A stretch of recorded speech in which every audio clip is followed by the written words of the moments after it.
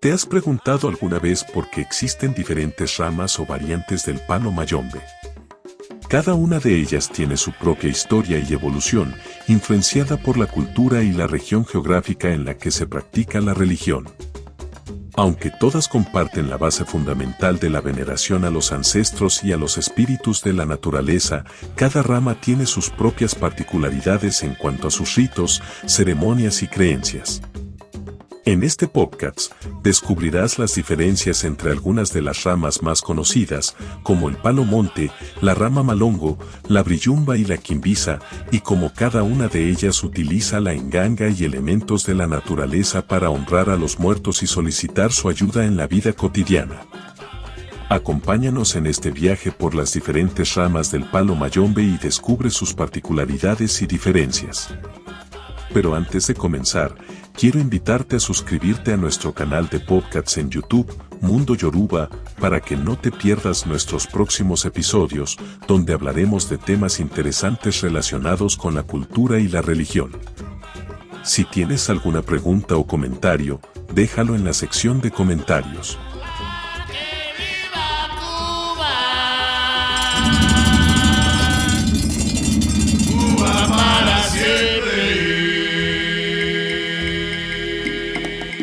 Las diferentes ramas o variantes del palo mayombe surgieron debido a la influencia de distintas culturas y regiones geográficas en las que se practicaba la religión. Cada rama tiene sus propias particularidades en cuanto a sus ritos, ceremonias y creencias, aunque todas comparten la base fundamental de la religión, que es la veneración a los ancestros y a los espíritus de la naturaleza. Cada rama del palo mayombe tiene su propia historia y evolución, pero todas tienen en común la importancia en la conexión con los ancestros y la naturaleza, así como el uso de las engangas y la realización de ceremonias y ritos específicos para honrar a los muertos o ancestros y solicitar su ayuda en la vida cotidiana. Existen varias ramas o variantes del palo mayombe que se han desarrollado en diferentes regiones geográficas y culturales de América Latina.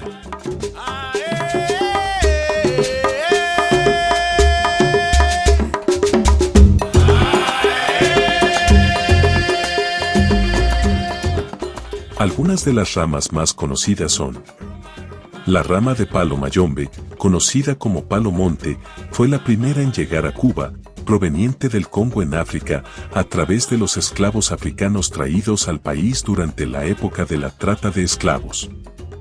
Se dice que los esclavos que practicaban el palo monte se caracterizaban por el uso exclusivo de la enganga y su enfumbe, para contactar y controlar a sus ancestros difuntos y lograr distintos fines, tanto buenos como malos. Se considera que esta rama es la más conservadora y menos influida por influencias externas que otras variantes del palo mayombe.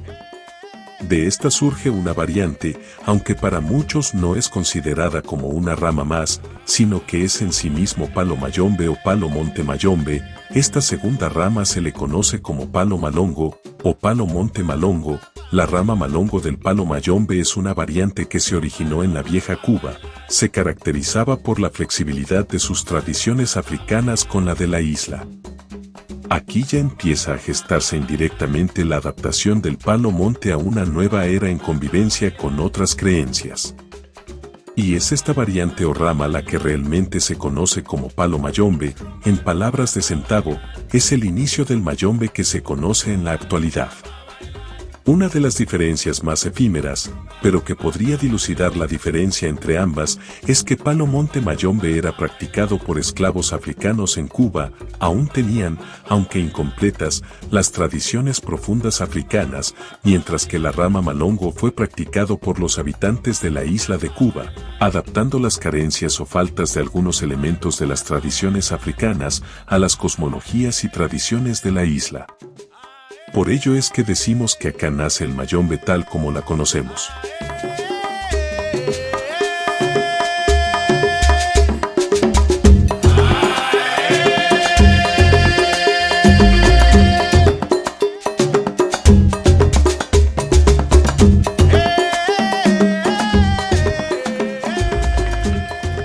Luego encontramos dos ramas más que son La brillumba y la quimbisa, la rama quimbisa, ya la hemos explicado en un podcast anterior. En resumen, los quimbisas son una práctica que tiene una fuerte influencia de la religión católica, del espiritismo, del vudú haitiano y de la ocha. Se caracteriza por su sincretismo religioso, mientras que la rama brillumba es la hermana de los quimbisas.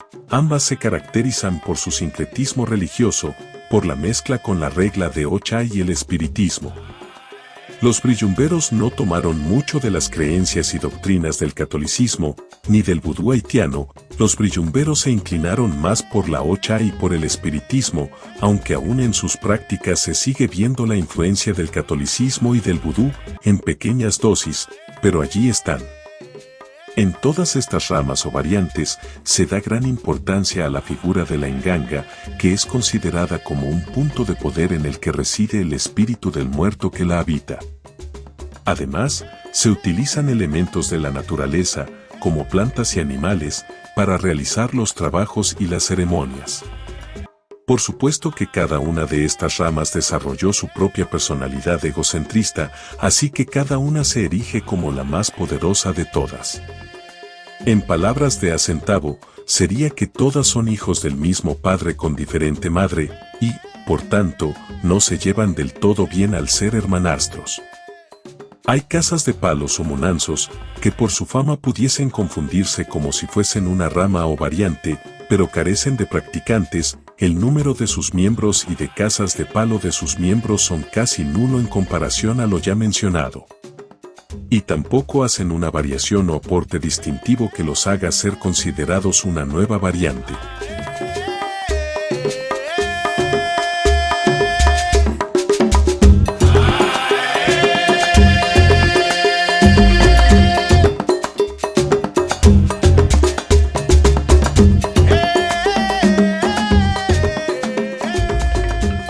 Si te ha gustado este episodio y quieres apoyar nuestro trabajo, no olvides darle me gusta a este podcast y compartir con tus amigos y conocidos interesados en la espiritualidad y los cultos afrocubanos.